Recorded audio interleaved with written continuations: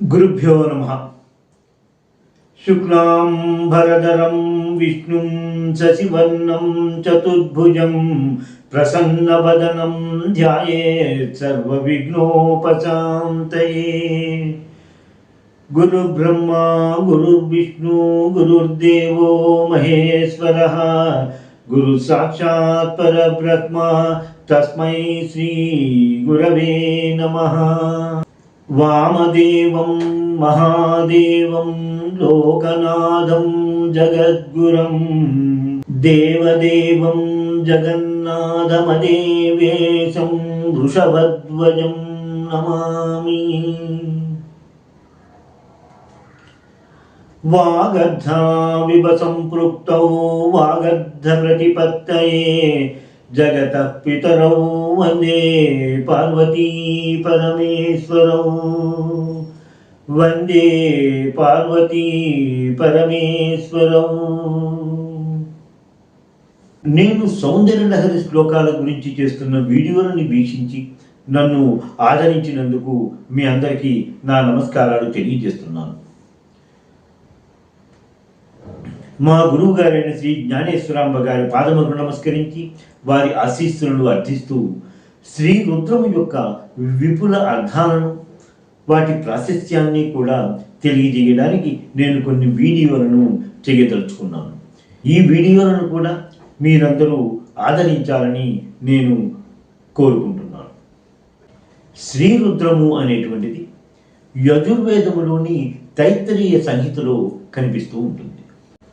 ఋగ్వేదము, యజుర్వేదము, సామవేదము ఈ మూడింటిని కలిపి మనము త్రయి అని పిలుచుకుంటూ ఉంటాం. ఈ మూడు వేదాలలో మధ్యగా ఉన్నదే యజుర్వేదం. అలాగే యజుర్వేదం యొక్క మధ్యన ఉన్నది శ్రీరుద్రము. శ్రీరుద్రము ఉండవడం వలన యజుర్వేదానికి ప్రశస్తి లభించిందని, అలాగే యజుర్వేదము వలన ఋగ్వేద సామవేదాలకు ఆ ప్రశస్తి లభించింది అని కూడా పెద్దలు చెబుతూ ఉంటారు. అసలు రుద్రుడు అంటే ఎవరు? రుద్ర అనే పదానికి చాలా అర్థాలైతే కనిపిస్తూ ఉంటాయి. ఋతం ద్రావయతి ఇది రుద్ర అని అనిపిస్తూ ఉంటుంది. అంటే సంసార దుఃఖాలను తొలగించువాడు, నాశనము చేయువాడు రుద్రుడు అనే అర్థంగా మనకు కనిపిస్తూ ఉంటుంది. అంతేకాకుండా రోదయతి సర్వం అంతకాలే ఇది రుద్ర అని అన్నాడు. ప్రళయకాలములు లేక అంతకాలంలో అందరినీ దుఃఖింప చేయువాడు అనేటువంటి వాడు రుద్రుడు అని కూడా ఉంటుంది. ప్రణవము ద్వారా, ప్రణవములోని శబ్దాల ద్వారా మనల్ని ఆకర్షింప చేసుకుని అతని దగ్గరికి తీసుకుని వెళ్ళేవాడు రుద్రుడు అని కూడా మనకి కనిపిస్తూ ఉంటాయి.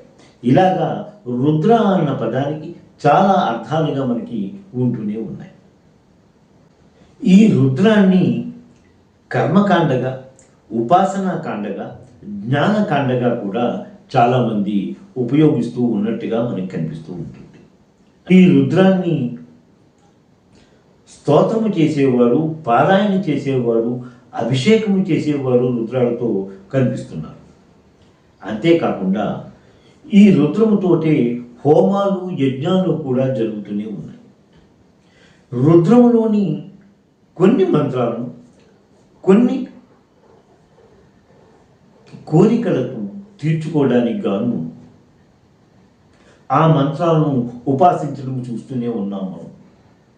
ఉదాహరణకి నమో భగవతే రుద్రాయ అన్న మంత్రం అయితేనేమి, మహామృత్యుంజయ మంత్రంగా పేరుగాంచినటువంటి త్రయంబకం యజామహే సుగంధిం పుష్టివర్ధనం అన్న మంత్రం అయితేనేమి, అఘోరేభ్యో దఘోరేభ్య ఘోరఘోర తరేభ్య అనేటువంటి ఈ మంత్రాలు మొదలైనటువంటి ఈ నమ్మకములోని ఉండేటువంటి కొన్ని మంత్రాలను ప్రత్యేకంగా ఉపాసనా మంత్రాలుగా కూడా పేర్కొంటూ వారి వారి కోరికలను తీర్చుకునే పద్ధతి కూడా కనిపిస్తూ ఉంటుంది. ఈ విధంగా రుద్రాన్ని కర్మకాండగా, ఉపాసనాకాండగా, జ్ఞానకాండగా మనము ఉపయోగించుకుంటూనే ఉన్నాం. ఈ రుద్రము అనేటువంటిది మనము మొదట్లో చెప్పుకున్నట్టుగా వేదాలలో కనిపిస్తున్నది కాబట్టి శ్రీరుద్రము అని పేర్కొనడంలో తప్పేమీ లేదు. ఈ రుద్రాన్ని శతరుద్రీయము అని కూడా అంటూ ఉంటాం. సంస్కృతంలో ఉన్నటువంటి శతము, సహస్రము అనే పదాలకి 100, 1000 అనే కాకుండా లెక్కనేనన్ని లేక ఎక్కువగా ఉన్నవి, పెక్కు అనేటువంటి అర్థాలుగా కూడా మనము చాలాసార్లు గ్రహిస్తూనే ఉన్నాం. అలాగే ఈ శ్రీరుద్రంలో అనేక మంది రుద్రులను లేక రుద్ర సమూహాలను మనం స్తోత్రం చేస్తున్నాము కాబట్టి దీన్ని శతరుద్రీయము అంటూ ఉంటారు. అంతేకాకుండా యజుర్వేదములో 101 శాఖలు ఉన్నాయి. ఆ శాఖలలో ఈ రుద్రాన్ని మనము చెప్పుకుంటూ ఉన్నాం కాబట్టి దీన్ని శతరుద్రీయము అనడం కూడా సమంజసముగానే కనిపిస్తూ ఉంటుంది. ఈ రుద్రాన్ని విద్యాభ్యాసంలో ఉన్నవాళ్ళు కానీ, యువకులు కానీ, లేక వృద్ధులు, వానప్రస్థాశ్రమంలో ఉన్నవారు, ఏ ఆశ్రమంలో ఉన్నవారైనా, ఏ వయస్సులో వారైనా సరే, మంత్ర అనుష్ఠానం చేసే యోగ్యత ఉన్నవాళ్ళు ఎవరైనా సరే రుద్రోపాసన చేయవచ్చును అని మనకు తెలుస్తూనే ఉంటుంది. అంతేకాకుండా ముఖ్యంగా చెప్పుకునేది సన్యాసాశ్రమంలో ఉన్నవారికి న్యాయంగా ప్రణవము ఒక్కటి చేసుకుంటే సరిపోతుంది. అలాగే గృహస్థాశ్రమంలో ఉన్నవారు మాత్రము ఒక్క ప్రణవాన్ని చేస్తే సరిపోదు, చెయ్యకూడదు. సన్యాసాశ్రమంలో ఉన్నవారు నిజానికి ప్రణవము ఒక్కటి చేసుకుంటూ మహావాక్యాలను మననం చేసుకుంటే సరిపోతుంది.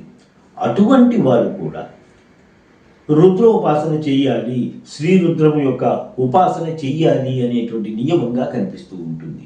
ఇది రుద్రం యొక్క ప్రశస్తి.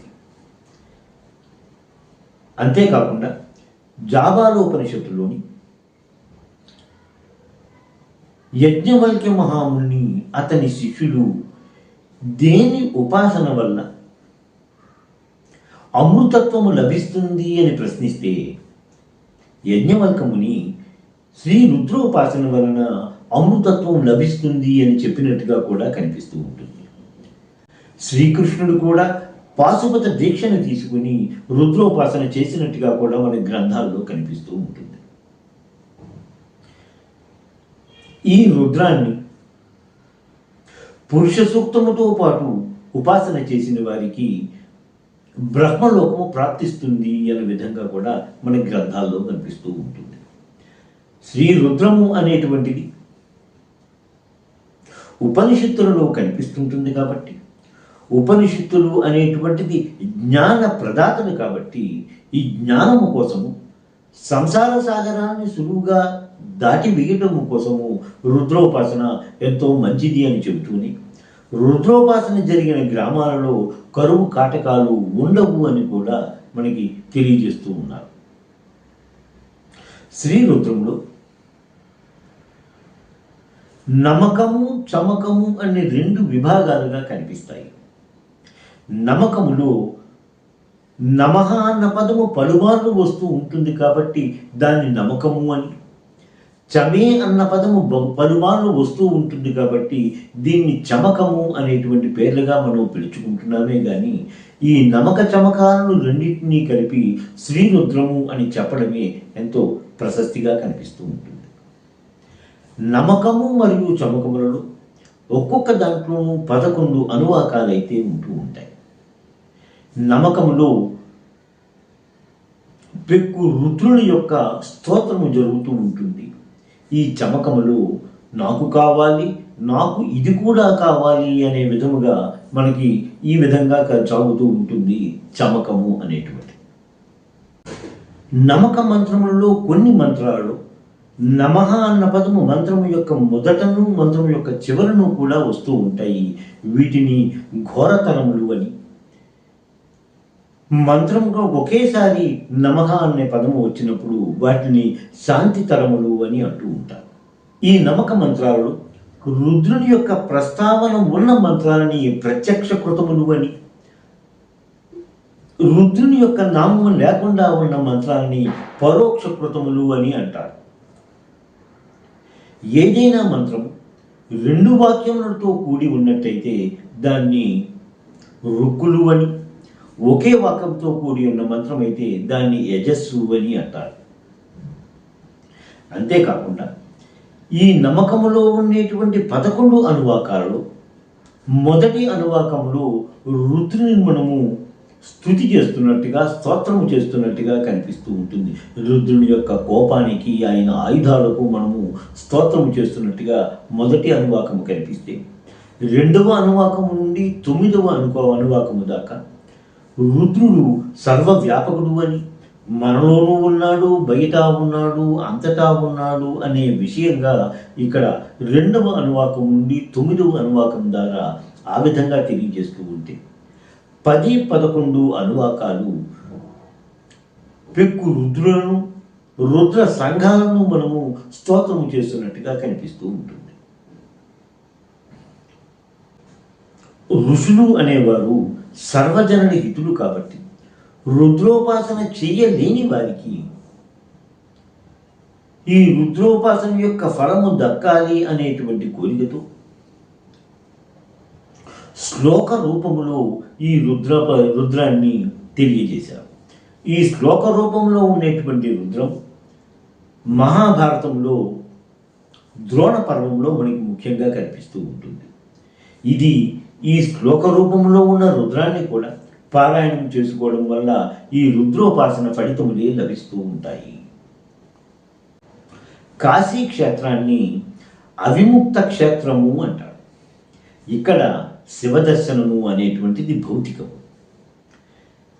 మన శరీరంలోని ముఖ్యముగా కనుబొమ్మలు, ముక్కు యొక్క సంధి స్థానాన్ని కూడా అవిముక్త స్థానము అంటారు. ఈ అవిముక్త స్థానములు శివుణ్ణి ధ్యానము చేస్తే శివు యొక్క సాక్షాత్కారం జరుగుతుంది అన్న విధంగా కనిపిస్తూ ఉంటుంది.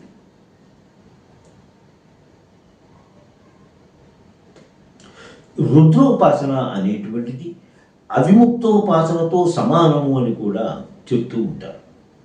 ఈ విధముగా రుద్ర అనే నామానికి అర్థముగా కొన్ని అర్థాలను తెలుసుకున్నాం. మనం రుద్ర ప్రసక్తి గురించి తెలుసుకున్నాము. రుద్రోపాసన చేయడం వలన కలిగే లాభాలను తెలుసుకున్నాం. ఏదైనా మంత్రాన్ని దాని అర్థము తెలుసుకుని ఉపాసన చేయడము ఎంతో ఎక్కువ ఫలితాలను ఇస్తూ ఉంటుంది. అర్థము తెలియకుండా చేసిన మంత్రోపాసన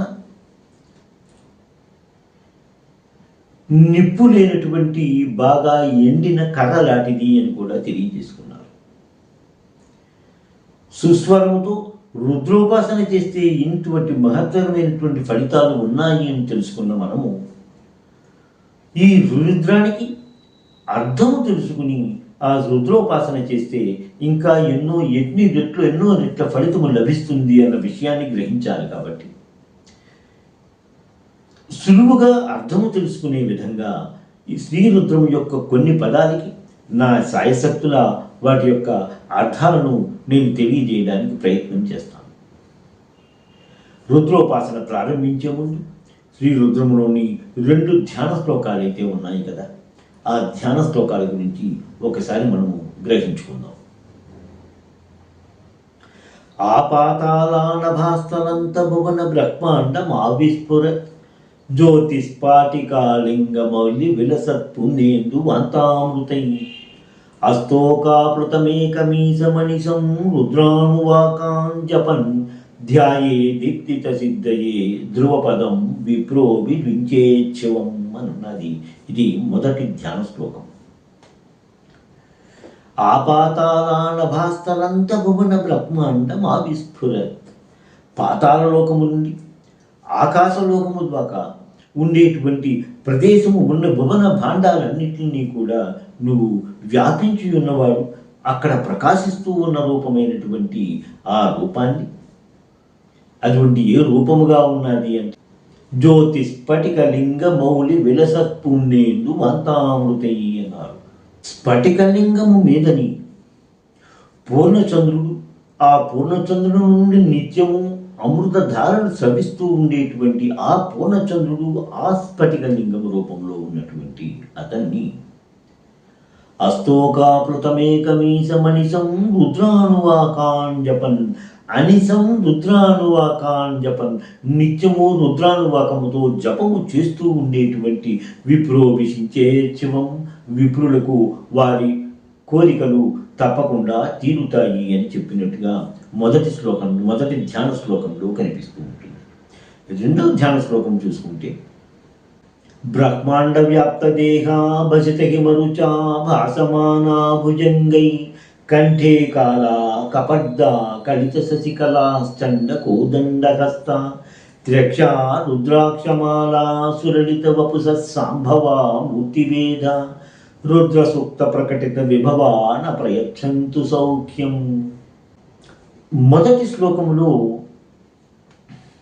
ఆపాతాళానభాస్తరంత భువన బ్రహ్మాండ వ్యాప్తదేహ అని చెప్తున్నట్టుగాని, ఇక్కడ రెండో శ్లోకంలో బ్రహ్మాండ వ్యాప్తదేహ బసిత హిమరుచ అని అన్నారు. బ్రహ్మాండములన్నింటిలో వ్యాపించి ఉన్నటువంటి దేహము కలవాడు. అటువంటి దేహము అంటే భస్మము పూచుకుని ఉండి ఎంతో తెల్లగా మెరుస్తూ మంచులాగా ఉండేటువంటి మెరుపుతో ఉన్నవాడ అని చెబుతూ, సర్పమును ధరించినవాడా, 3 కన్నులు కలవాడా, రుద్రాక్షమాలను ధరించినవాడా అయినటువంటి ఆ రుద్ర స్వరూపము, రుద్ర సూక్తములతో పూజ్యమగు రుద్ర సూక్తముతో ప్రకాశించువాడైనటువంటి వాడు, శంభుని యొక్క మరొక రూపమైనటువంటి రుద్రుని రూపాన్ని మేము ధ్యానము చేస్తున్నాము, మాకు ఆ రుద్ర స్వరూపాలు మాకు సుఖములను ప్రసాదించుగాక అనేటువంటి విధంగా ఈ రెండవ శ్లోకం కనిపిస్తూ ఉంటుంది. మొదటి శ్లోకములో నిరాకారమైనటువంటి లింగ స్వరూపాన్ని ధ్యానము చేస్తూ, రెండవ శ్లోకములో సకారంతో ఉండేటువంటి ఆ శంభుని, ఆ రుద్ర స్వరూపాన్ని ఇక్కడ ధ్యానం చేసుకున్నట్టుగా మనకు కనిపిస్తూ ఉంటుంది. శ్రీ రుద్రంలోని అనువాకాలను మనము అందులో ఉండేటువంటి రుద్ర భగవాను యొక్క పెక్కు నామాలలోని నామాల యొక్క కాస్త భావాన్ని అర్థం చేసుకోవడానికి మనం ప్రయత్నం చేద్దాము నా మిగతా వీడియోల ద్వారా. ఓం నమ శివాయ. శ్రీమాత్రే నమః. స్వస్తి. ఎంతో అధ్యయనం చేసి మీకు అందిస్తున్న ఈ వీడియోలను ఆదరిస్తారని భావిస్తున్నాము. మా ఈ ఛానల్ని సబ్స్క్రైబ్ చేసి ఈ వీడియోలని లైక్ చేయండి ప్లీజ్.